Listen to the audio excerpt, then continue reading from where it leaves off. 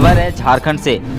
झारखंड में नौकरियां ही नौकरियां, एक साथ 25,000 सरकारी नौकरी का रास्ता साफ। जेपीएससी और जेएसएससी की लंबित परीक्षाएं जल्द लेने का निर्देश के बाद करीब 1.5 दर्जन परीक्षाओं पर लगा ग्रहण अब खत्म हो गया है। झारखंड सरकार के द्वारा दोनों आयोग के दिए गए निर्देश के बाद राज्य में विभिन्न पदों के लिए करीब 25,000 नियुक्तियों का रास्ता साफ हो गया है। राज्य में सरकारी कार्यालयों में कार्मिकों की भारी कमी है, वहीं अधिकारियों तो कभी सहायकों का कोटा है। ऐसे में एक अधिकारियों और कर्मियों के ऊपर काम का दबाव है। लिहाजा सरकार ने जेपीएससी और जेएसएससी की लंबित परीक्षाओं को प्राथमिकता के आधार पर जल्द से जल्द आयोजित करने को कहा है। जेपीएससी और जेएसएससी के बाद करीब 1.5 दर्जन नियुक्तियों में परीक्षाएं लंबित है, जिसको पूरा किए जाने पर करीब 25,000 नियुक्तियां हो सकेंगे। Jharkhand corona update. झारखंड 24 घंटों में कोरोना से 3 की मौत, मृतकों की संख्या 937 हुई, 230 नए संक्रमित मामले मिले।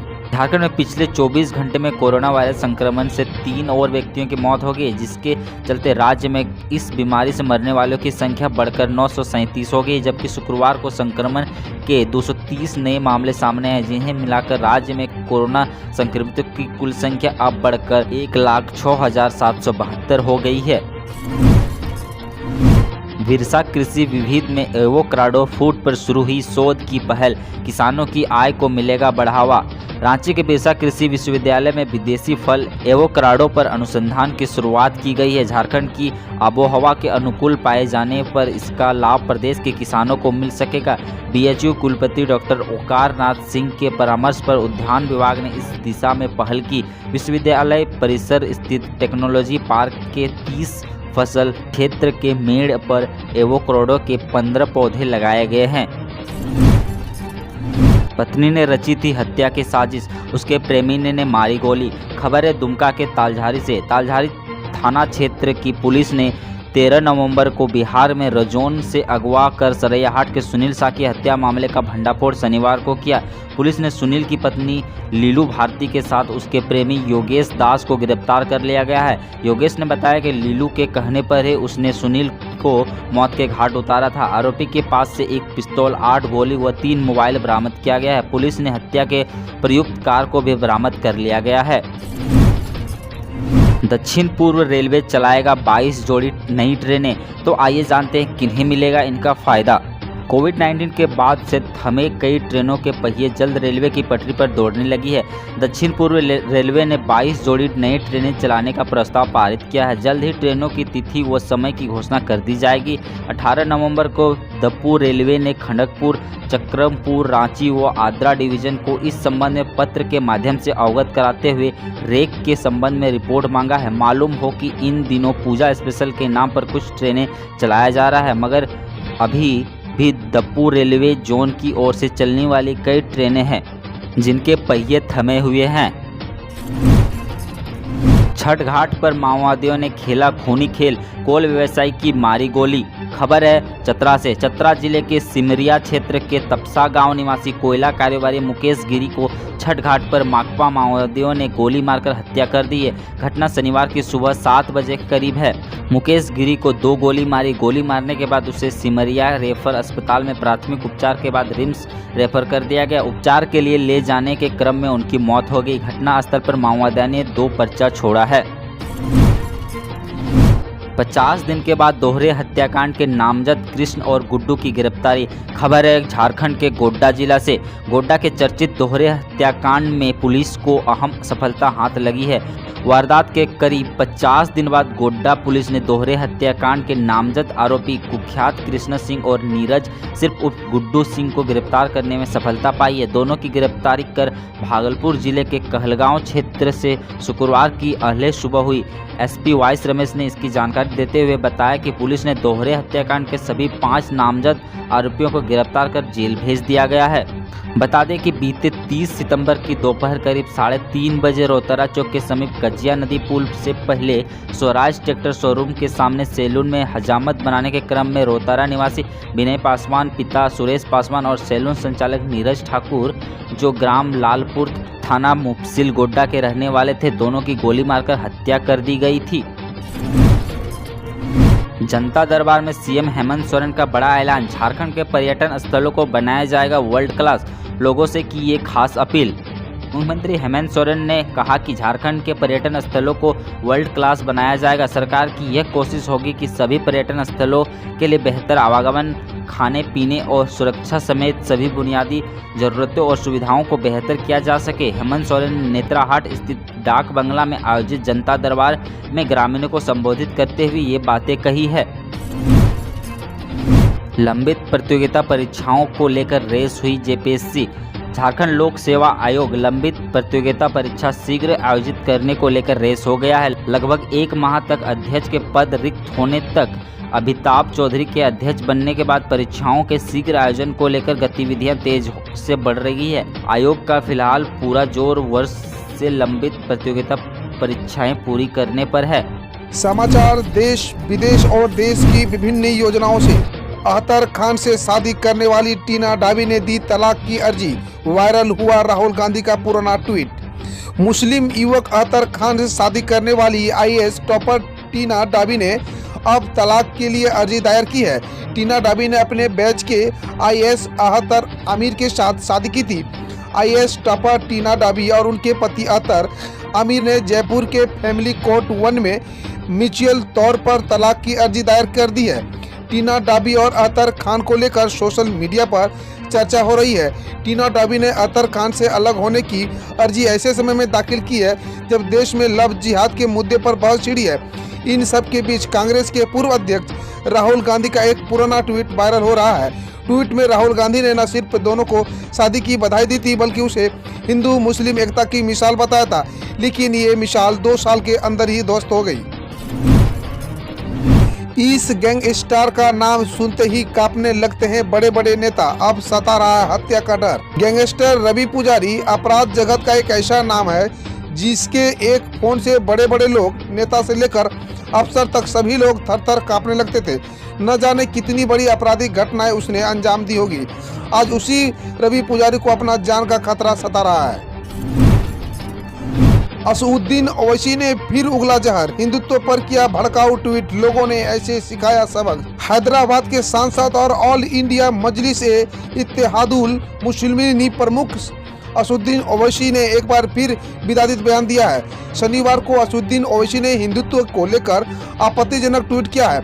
ओवैसी ने ट्वीट करते हुए लिखा है कि हिंदुत्व इस झूठ पर बना है कि केवल एक समुदाय के पास सभी राजनीतिक शक्ति होनी चाहिए और मुसलमानों को राजनीतिक में भाग लेने का कोई अधिकार नहीं होना चाहिए। उन्होंने आगे कहा है कि संसद और विधानसभाओं में हमारी अधिक उपस्थिति हिंदू संघ के खिलाफ चुनौती का काम करेगी। अगर अपनी मौजूदगी कायम रहे तो भी जश्न मनाएंगे। वरिष्ठ पत्रकार सुरेश चौहानके ने कहा, आधुनिक जिन्ना है हामिद अंसारी, इसके पूरे काल की जांच होनी चाहिए। भारत के पूर्व राष्ट्रपति हामिद अंसारी ने एक बार फिर जहल उगला है। ये वही हामिद अंसारी है जो कई सालों तक भारत के उपराष्ट्रपति रहने एवं उसके बावजूद उन्होंने कहा था कि भारत में डर लगता है।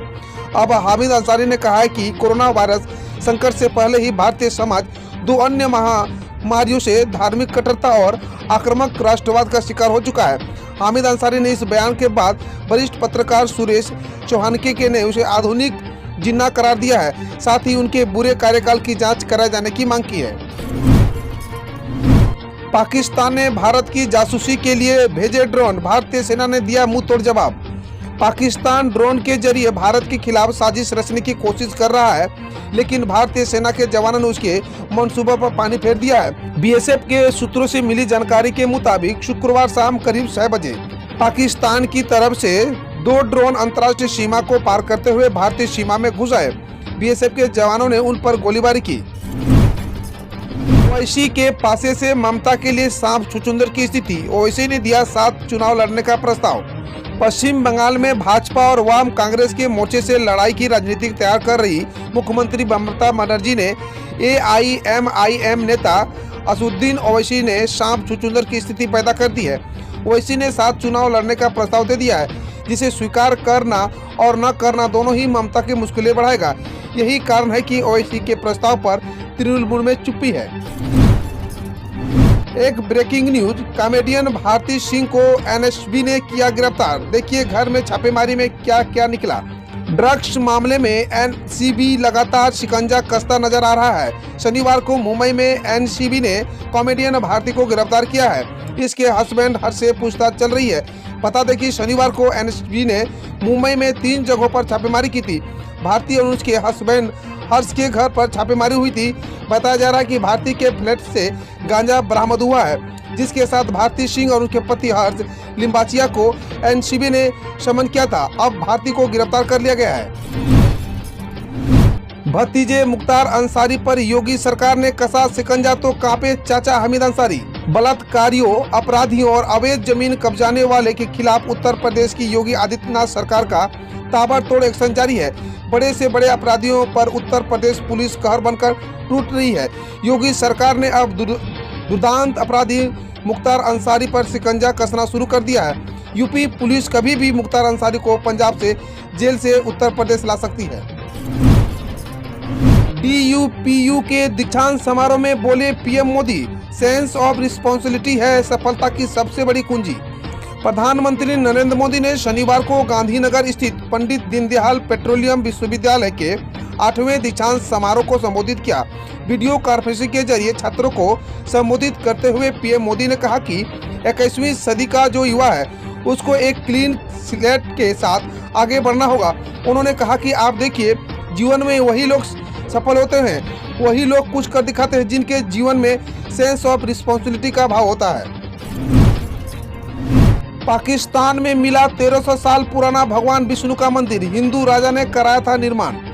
पाकिस्तान के उत्तर पश्चिमी प्रांत में करीब 1300 साल पुराना पहले बने एक मंदिर के अवशेष मिले हैं। भगवान विष्णु के मंदिर के ये अवशेष पश्चिमी पाकिस्तान के स्वात जिले में पहाड़ पर खुदाई के दौरान मिले। 1300 साल पहले बने हिंदू मंदिर की खोज पाकिस्तान और इतावली पुरातात्विक विशेषज्ञों ने स्वात जिले के पहाड़ पर की। गुरुवार को खोज की घोषणा करते हुए पुरातत्व विभाग खैबर पख्तूनख्वा अधिकारी फजले खलीफ ने कहा कि खोजा गया मंदिर भगवान विष्णु का है। उन्होंने कहा कि हिंदुओं द्वारा 1300 साल पहले हिंदू शाही काल के दौरान बनाया गया था। कोरोना के खिलाफ जंग हुई तेज, देश में अब तक रिकॉर्ड 13 करोड़ से ज्यादा नमूनों की हुई कोविड जांच। देश में कोरोना संक्रमण के बढ़ते मामलों के मद्देनजर सरकार ने रोकथाम के उपाय पर पूरी ताकत झोंक दी है। केंद्रीय स्वास्थ्य एवं परिवार कल्याण मंत्रालय ने शनिवार को बताया कि बीते 24 घंटे में लगभग 10,66,022 नमूनों की कोरोना जांच हुई है। इस आंकड़े को मिलाकर 13 करोड़ 6,57,808 नमूनों की कोरोना जांच की जा चुकी है। इसके साथ ही देश में कोरोना संक्रमितों का आंकड़ा बढ़कर 90,50,597 हो गया है। पश्चिम बंगाल से है, भाजपा सांसद का दावा, टीएमसी के 5 सांसद कभी भी दे सकते हैं टीएमसी से इस्तीफा। पश्चिम बंगाल में भारतीय जनता पार्टी और तृणमूल कांग्रेस के नेताओं के बीच जुबानी जंग तेज हो गई है। राज्य में दोनों पार्टियों अभी से विधानसभा चुनाव को लेकर मैदान में ताल ठोक रही है। वहीं इस बीच भाजपा के सांसद अर्जुन सिंह ने दावा करते हुए कहा कि तृणमूल कांग्रेस के 5 सांसद कभी भी इस्तीफा दे सकते हैं। न्यूयॉर्क टाइम की 100 उल्लेखनीय किताबों में 3 भारतीय की कीर्ति शामिल, वैश्विक मंच पर बढ़ा देश का नाम। प्रतिष्ठित समाचार पत्र न्यूयॉर्क टाइम्स ने वर्ष 2020 की 100 उल्लेखनीय किताबों की सूची जारी की है। इसमें 3 भारतीय लेखकों की किताबें शामिल है। सूची में अमेरिका के पूर्व राष्ट्रपति बराक ओबामा का संस्मरण ए प्रोमिस्ड लैंड भी शामिल है। सूची में भारतीय मूल के ब्रिटिश लेखक हरि कुंजरू की रेड पील को भी शामिल किया गया है। उपन्यास में नायक को दुनिया के बारे में सर्वनाश की आशंका है, लेकिन उसके पत्नी एक अधिक व्यवसायिक व्यक्ति और वह राजनीतिक प्रक्रिया के विश्वास करती है। न्यूयॉर्क टाइम के पुस्तक समीक्षा संपादकों ने दुनिया भर में प्रकाशित कल्पना आधारित उपन्यास, कविता और कथेतर साहित्य आदि की समीक्षा कर यह सूची तैयार की है। अगले महीने बदले जाएंगे मनी ट्रांसफर के नियम, आप भी जान लीजिए। इस साल बहुत कुछ बदल रहा है, बैंकिंग सेक्टर भी इससे अछूता नहीं है। हालांकि ये बदलाव सकारात्मक है।